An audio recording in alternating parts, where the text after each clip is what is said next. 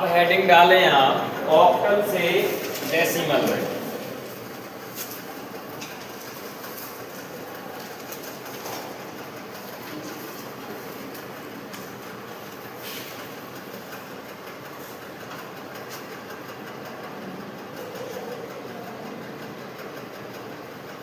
Octal to decimal.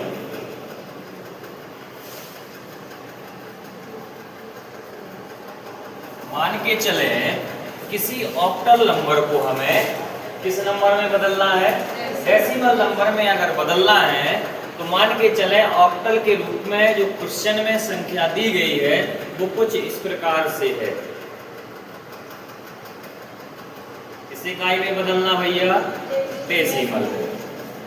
तो जब भी किसी नंबर को डेसिमल में बदला जाता है, चाहे वो बाइनरी से डेसिमल में बदलना हो, चाहे वो ऑक्टल से डेसिमल में बदलना हो, चाहे वो हेक्साडेसिमल से डेसिमल में बदलने की बात हो, सब में यही पद्धति लगती है जो अभी बाइनरी से डेसिमल में लगाई है अपन ने।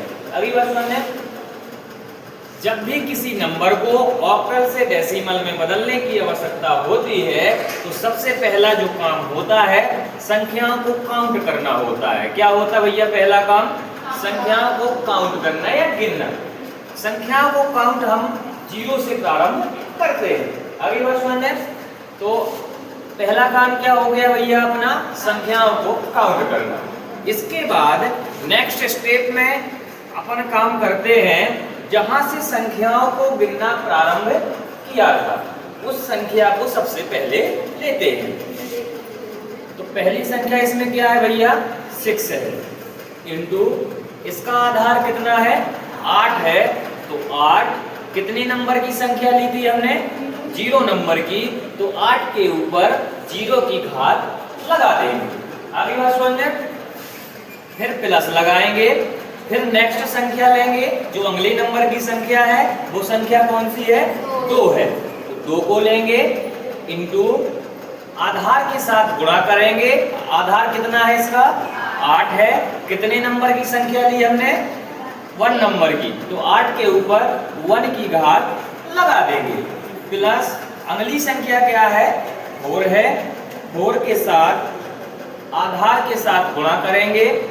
आधार कितना है, 8 है।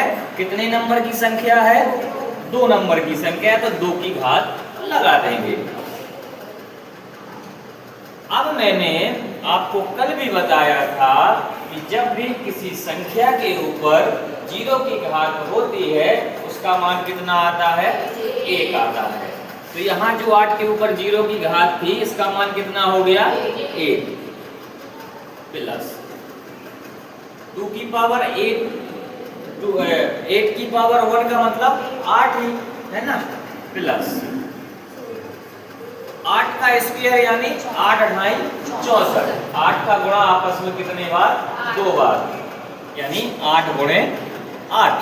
स्क्वायर का मतलब 8 का गुणा कितने बार, 2 बार। 8 गुणे 8, 8 8 कितना होता है, 64। तो यहाँ कितना आ जाएगा, 64। इन संख्याओं को हम काउंट करेंगे।